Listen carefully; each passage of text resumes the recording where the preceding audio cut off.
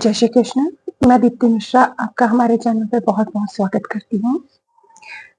आज हम बात करेंगे अक्षय तृतीया की। देखते हैं कि अक्षय तृतीया कब है और इसका माहात्म्य क्या है और इस दिन हमें क्या चीज़ें घर लानी चाहिए, क्या चीज़ें हमें दान करनी चाहिए। तो हिंदू पंचांग के अनुसार वैशाख माह की शुक्ल पक्ष की तृतीया को यानी कि इस बार 29 अप्रैल को ये तिथि शुरू हो रही है और इस दिन आखातीज मनाई जाती है।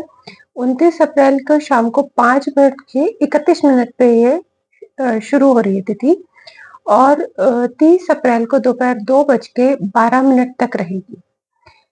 तो हम लोग अक्षय तृतीया उदया तिथि के अनुसार 30 अप्रैल को 2025 में हम मनाएंगे, जो कि बुधवार का दिन पड़ेगा।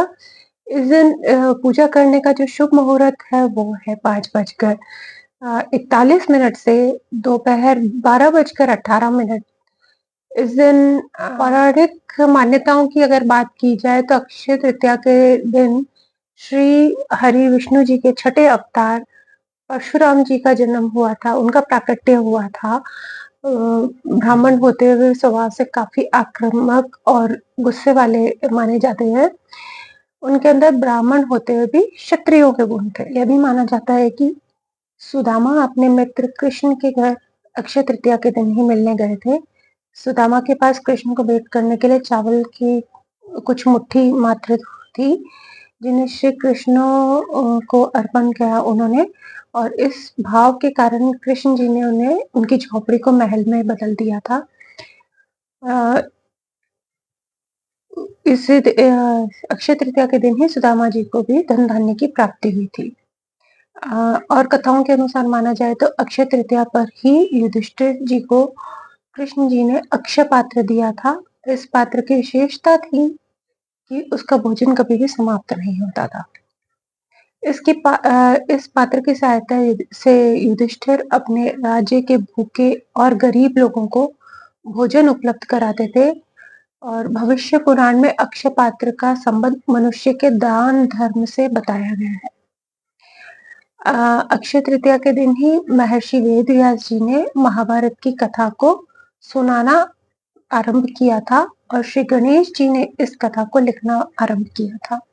इसी वजह से कहा जाता है कि महाभारत का युद्ध भी अक्षय है, जिसके कुछ उदाहरण आज भी कहीं ना कहीं देखने को मिलते हैं। भविष्य पुराण में बताया गया है कि अक्षय तृतीया को युगादि तिथि कहा जाता है।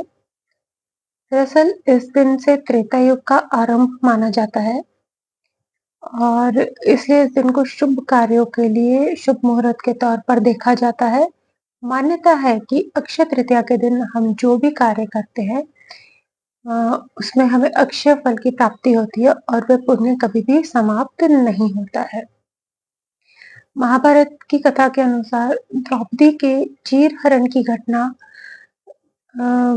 सबको पता है और पौराणिक मान्यताओं के अनुसार देखा जाए तो उसी दिन अक्षय तृतीया थी जब उनका चीरहरण हुआ था।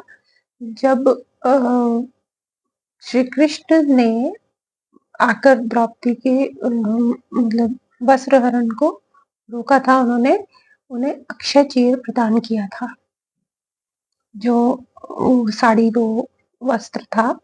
श्री कृष्ण जी की कृपा के वजह से समाप्त ही नहीं हो रहा था। दुशासन उसको बहुत बार-बार खोलने की कोशिश कर रहे थे, लेकिन उसको पूरी तरीके से नहीं कर पाए थे। वो चीर भी अक्षय था।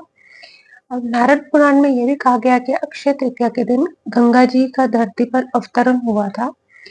तेज बहाव के साथ स्वर्ग से निकली गंगा नदी को शिव जी ने अपनी जटाओं में धारण कर लिया था और फिर भागीरथ के प्रयासों से देवी गंगा धरती पर अवतरित हुई थी। अक्षय तृतीया की एक कथा के अनुसार प्राचीन काल में एक धर्मदास नाम का वैश्य था। धर्मदास अपने परिवार के साथ एक छोटे से गांव में रहता था। बहुत ही गरीब था। वह हमेशा अपने परिवार के भरण पोषण के लिए चिंतित रहता था। उसके परिवार में कई सदस्य थे। उसका सदाचार तथा देव एवं ब्राह्मणों के प्रति उसकी श्रद्धा अत्यधिक प्रसिद्ध थी। अक्षय तृतीया व्रत के महात्म्य को सुनने के पश्चात उसने अक्षय तृतीया पर्व के आने पर सुबह जल्दी उठकर